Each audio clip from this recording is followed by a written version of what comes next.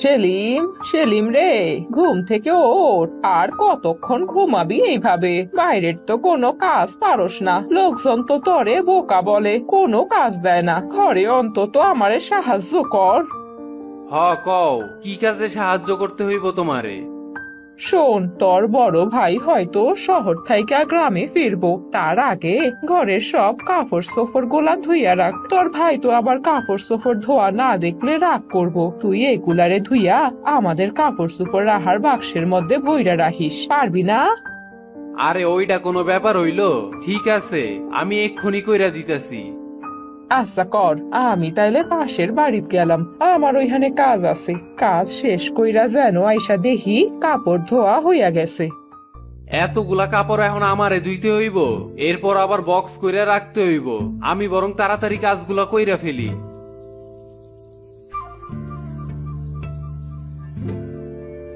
কিরে সেলিম, অনেকক্ষণ তো হইয়া গেল, কাপড় চোপড় ধোয়া হইছে?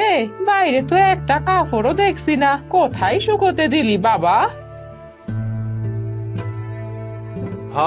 রাইখা দিছি বাক্সে। হায় হায়, কাপড় চোপড় ধুইয়া বাক্সে রেখে দিছিস মানে?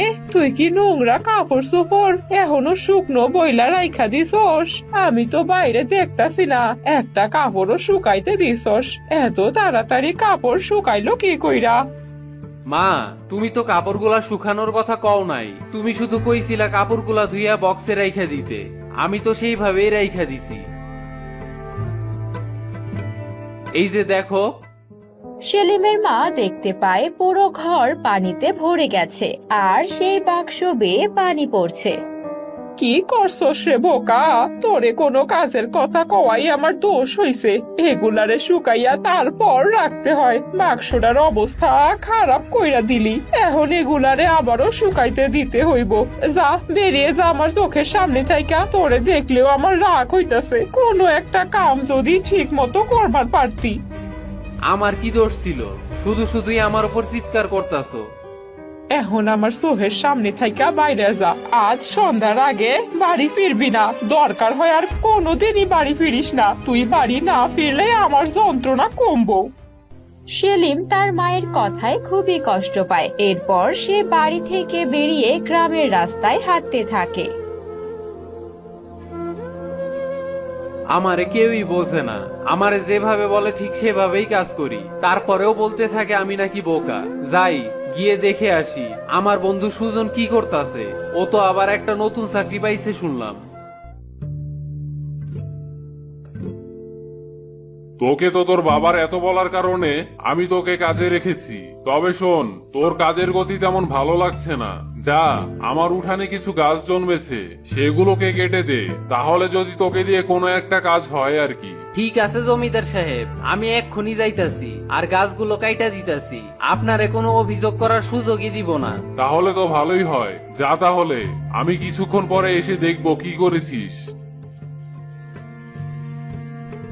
এরপর সুজন জমিদার সাহেবের বাড়ির সামনের ঘাস কাটতে থাকে।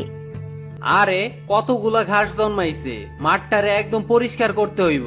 ওই দিকটাতে তো কিছু ছোট ছোট ঘাস দেখা যাইতাছে, এইগুলারেও বরং কাইটা ফেলি।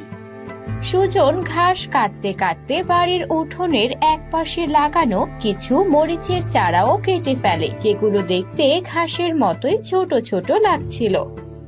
অনেকক্ষণ তো হয়ে গেছে, যাই গিয়ে দেখি বোকা সুজন কি করছে। কাজ কি ঠিক মতো করছে নাকি অন্য আবার কোনো গন্ডগোল বাঁধিয়েছে।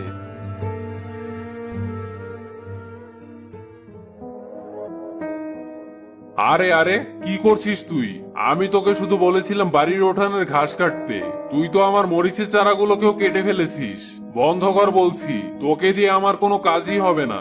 শুধু শুধু আমি তোকে কাজে রেখেছিলাম, বেরিয়ে যা এক্ষুনি এখান থেকে। তোর মতো বোকাশোকা লোককে দিয়ে আমার বাড়ির আর কোনো ক্ষতি করাতে আমি চাই না। আমি আবার কি করলাম জমিদার সাহেব? আমি তো শুধু এই ঘাসগুলাই কাটছি। এইগুলা যে মরিচ গাছ সেটা আমি কি করে বুঝবো?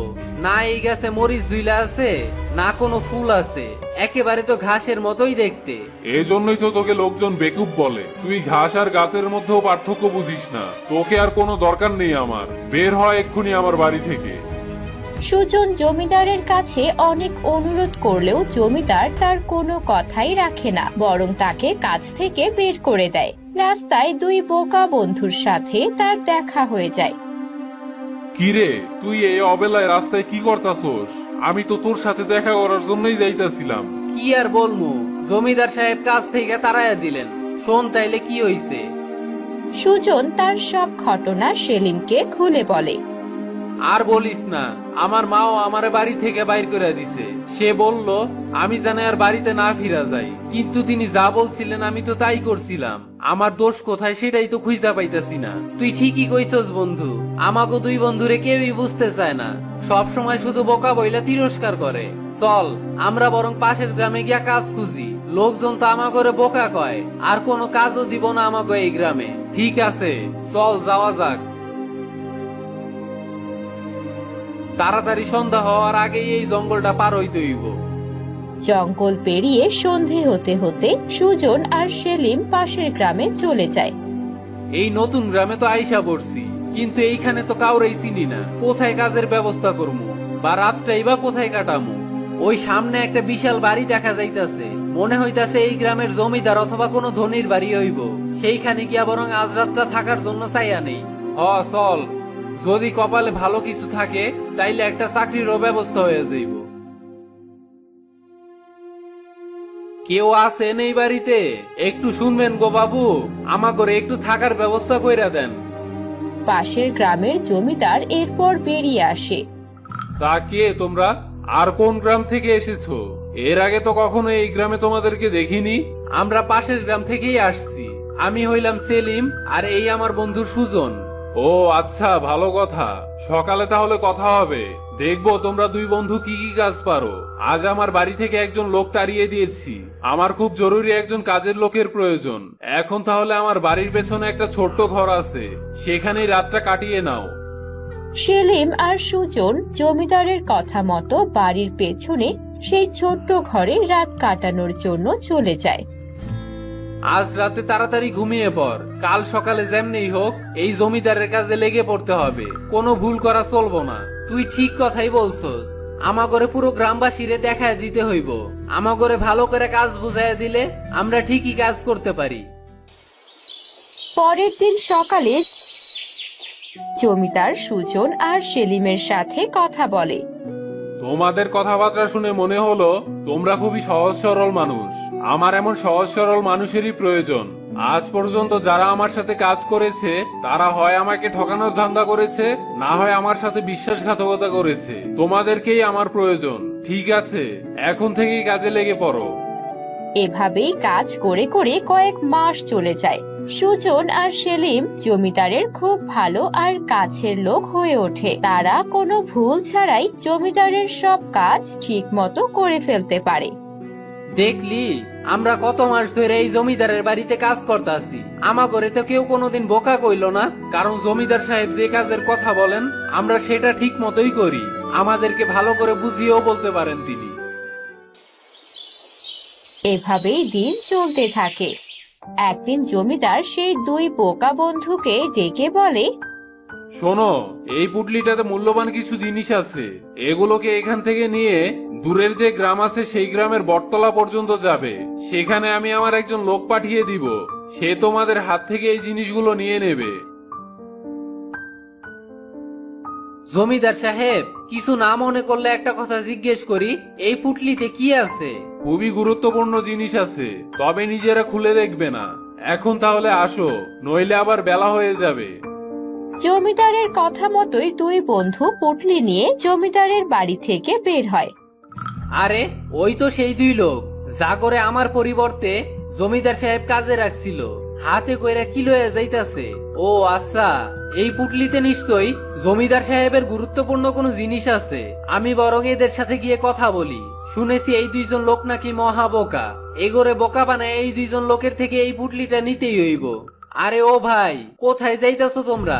শুনলাম তোমরা নাকি জমিদারের বাড়িতে কাজ করো। হ্যাঁ ভাই, ঠিকই ধরেছেন। এইটা নিয়ে আমরা পাশের গ্রামের বটতলায় যাইতাছি। ও আচ্ছা, এই পুটলিতে কি আছে আমাকে দিবা? আমি একটু দেখতাম। না না, জমিদার সাহেব দেখতে না করছেন। তাই আমরা দেখাইতে পারবো না। ও আচ্ছা, ঠিক আছে। আমি ভাবলাম হয়তো তোমাকে দেখার ইচ্ছা, এটার ভেতরে কি আছে। যদি ইচ্ছা না হয় তাহলে বাদ দাও। আচ্ছা চলো, আমিও সেই জঙ্গলের দিকেই যাচ্ছিলাম। বটতলার থেকে আরেকটু সামনে তোমাদের সাথেই যাই। কিছুক্ষণ পর আমিও জমিদার সাহেবের সাথেই কাজ করেছি, তিনি অনেক ভালো লোক। তবে জমিদার সাহেব বাড়িতে যাওয়ার পর এই পুটলিতে কি আছে সেটা তোমাদের জিজ্ঞেস করবে। যদি না কইতে পারো তখন তোমাকে চাকরি থেকে বাইর করে দিব। আমিও এমন ভুল করছিলাম। সেলিম আর সুজন রতনের এমন কথা শুনে চিন্তায় পড়ে যায়। আচ্ছা, এই চাকরিটাই তো আমাকে সম্বল। এইটা চইলা গেলে তো আমাকে আবারও গ্রামে ফিরে যাইতে হইব। এই পুটলিটা বরং খুইলাই দেখি, কি বলস? আচ্ছা, এক কাজ করো, এই পুটলিটা বরং আমারে দাও। আমি এই পুটলিটা দেখে বলতাছি এইটার মধ্যে কি আছে। তাইলে তো তোমরা জমিদারের কথাও রাখতে পারলা, আর এই পুটলিটাও খুলে দেখলা না, তবে জানতেও পারবে এই পুটলির মধ্যে কি আছে। দাও দাও, আমারে দাও। তোমরা চোখ বন্ধ করে এখানে দাঁড়াও, আমি এই পুটলিটা খুইলা দেখতাছি। সুজন আর সেলিম বোকার মতো সেই রতনের কথায় বিশ্বাস করে ফেলে, আর রতন তাদেরকে সেখানে চোখ বন্ধ করে দাঁড় করিয়ে রেখে পালিয়ে চলে যায়।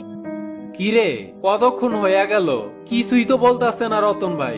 চোখ খুইলা দেখি কি হইছে। হায় হায়, রতন ভাই কই গেল? উনারে তো এখানে কোথাও দেখতে পাইতাছি না। আমাকে পুটলিটা লইয়া হয়তো পালাইছে, এখন আমাকে কি হইব? সুজন আর সেলিম মন খারাপ করে জমিদার বাড়িতে ফিরে আসে। এমন সময় জমিদার রতনকে দড়ি দিয়ে বেঁধে সাথে নিয়ে বের হয়। তোমরা চিন্তা করো না, এই রতন বেটাকে আমি আগে থেকেই চিনি। ও এক নম্বরের বাটপার, এজন্যই আমি ওকে কাজ থেকে বের করে দিয়েছিলাম। তোমাদেরকে সহজ সরল পেয়ে এভাবে বোকা বানিয়েছে। এরপর থেকে কাউকে এভাবে বিশ্বাস করবে না। আমি রতনকে উপযুক্ত শাস্তি দেওয়ার ব্যবস্থা করব। জি জমিদার সাহেব, আমাগর ভুল হইছে, এমনটা আর কখনোই হইব না। তবে তোমরা সৎ ছিলে, আর তোমরা এত বড় আর দামি পুটলিটার মধ্যে কি আছে সেটা দেখার চেষ্টাও করনি, বা সেটা নিয়ে পালিয়ে যাওয়ারও চেষ্টা করনি। তাই তোমাদেরকে উপহার স্বরূপ এই পুটলিটা আমি তোমাদেরকে দিচ্ছি। এখন থেকে তোমরাই সবসময় আমার জমিদার বাড়ি আর আমার দেখাশোনা করবে। অনেক ধন্যবাদ জমিদার সাহেব। এত বছরে কেউ আমাগরে যোগ্য মনে করে নাই, কিন্তু আপনি আমাগরে এত বড় একটা দায়িত্ব দিলেন। আমরা সত্যি খুব খুশি হইছি। তো বন্ধুরা, আমাদের আজকের ভিডিওটি তোমাদের কেমন লাগলো সেটা অবশ্যই কমেন্ট করে জানিও। আর এরকম নতুন নতুন গল্প পেতে লাইক, সাবস্ক্রাইব করতে ভুলো না। ধন্যবাদ।